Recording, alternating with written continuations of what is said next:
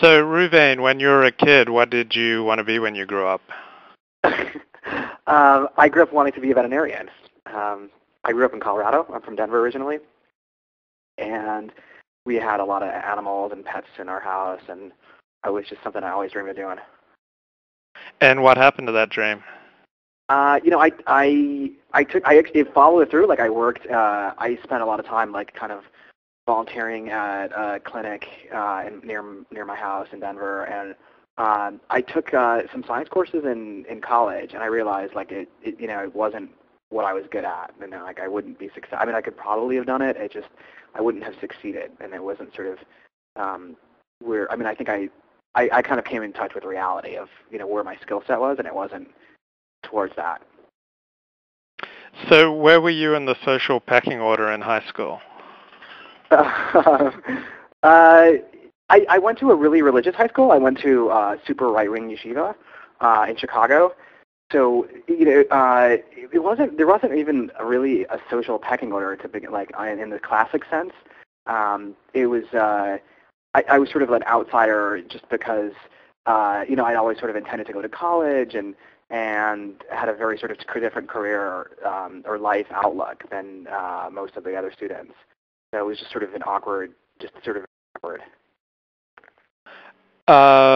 What did you love? What did you hate about your yeshiva education? That's tough. It was a lot of everything. I really appreciated just sort of like the tough, like hard work ethic, and that was, it was something I wasn't used to.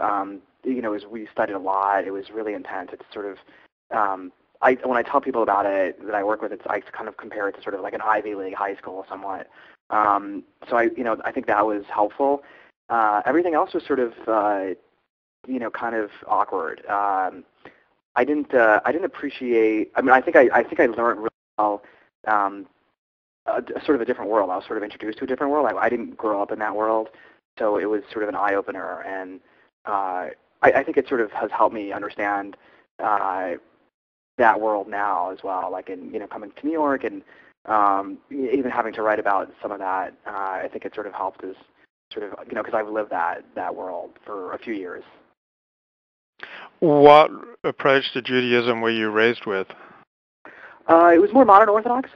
My parents are both European, and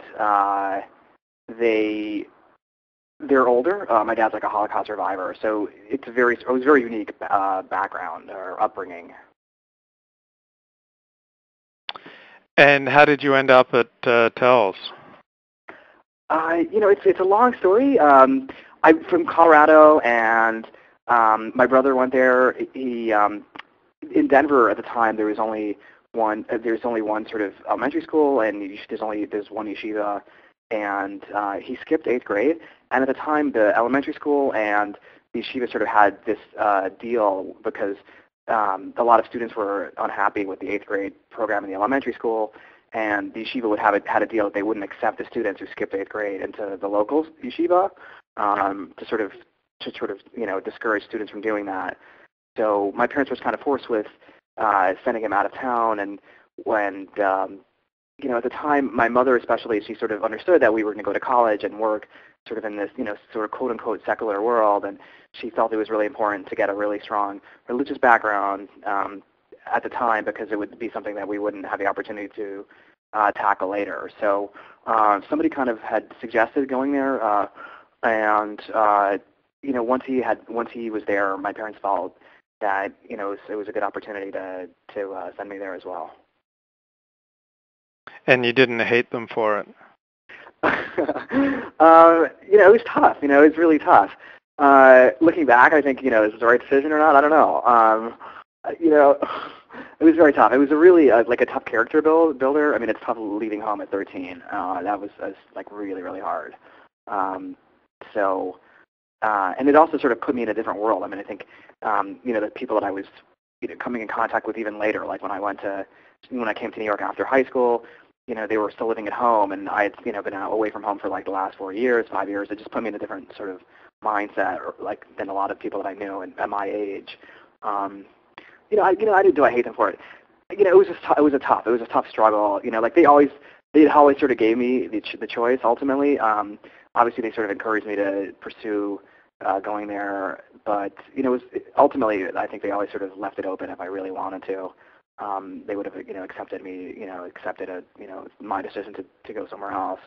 But it also got to a point where once I started, it was difficult. It's not like college where you can sort of transfer, although that's also kind of a pain, but it's really difficult when you're in high school to sort of transfer.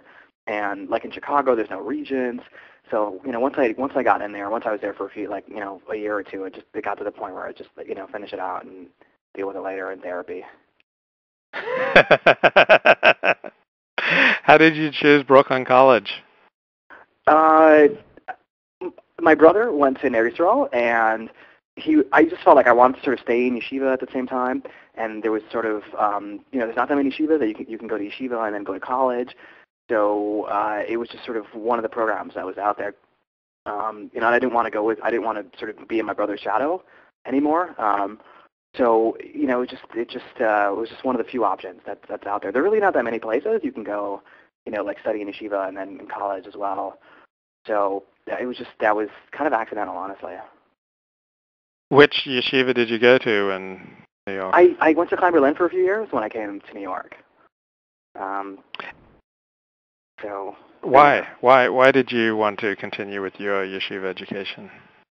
It was just coming from like a serious right-wing school. It was sort of kind of implanted in your head that that's what you do. And I mean, looking back at it, I think I would have done things differently. I would have gone to Israel for a year and then come back and maybe like YU or something like that. But it was just sort of to some extent like I was I didn't buy into the program in TELS, but like to some extent it was sort of there was that influence where I felt like it was important to continue and and I thought it was a good option. I did, and I had a really good time, and it worked out well for me.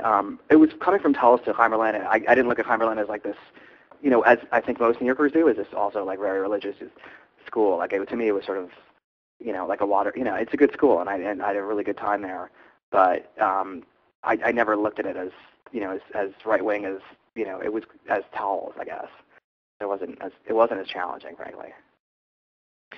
How did the people at your yeshiva feel about you studying at a secular college and studying English literature? Well, I'm pressing to do research. They didn't, they have a rule that you're supposed to wait a year to start. I started a little earlier, so that pissed them off. They made me go to camp for a year. They have like a Camp Morris, like in the summer, so they made me go to camp for the summer, which was torturous. But they were okay. Why was it torturous? It's just there's nothing happening there. I didn't want to be there, and it just I really didn't want to be there, and it was sort of forced on me. And the class, it's super laid back. I mean, I think you have to be like to really take advantage of their program. You have to be really really dedicated and want to be there. And I don't know. When I was in high school, we didn't have summer break really. It was only a month each summer, so I was finally kind of looking forward to having a 2-month break and getting a chance to do different things, and then I got stuck going to camp, like yeshiva camp sort of. And then like the Rosh Yeshiva also at the time had me, because he knew that I was writing, so he had me like write up like different like Divrei Torah for him, and then he would like review it. So it was kind of intense because it's a big place, and he was sort of going through this with me, which it was nice, but it was a little intense. And so how did they feel about you going to Brooklyn College and studying English literature? They were okay. They allow, I think they still do. I'm not quite sure what their deal is. They officially allow it. So they were okay. They were sort of non-committal about it. I mean, I think there was a point where they wanted to like be sort of like, reformy, and for lack of a better term, like be makar of me, which is sort of, be, I don't know how do you translate that? Like, bring you closer. Yeah, thank you. Right. So like the Rosh Yeshiva would have me eat at his house on Shabbos sometimes, and so to some extent I was like a little bit of a project. And like every time like after I left, also like I'd go to weddings and he'd like would pull me out of the crowd and sit down and talk to me. And but I think they were okay. They accepted it. I studied. I took both my studies like very seriously. So I think they had a lot of respect for that. It's a really challenge. It's a super challenge when you're going to college and yeshiva at the same time. The vacation schedules don't match, and the times like where you have tests I didn't have tests in yeshiva, but they didn't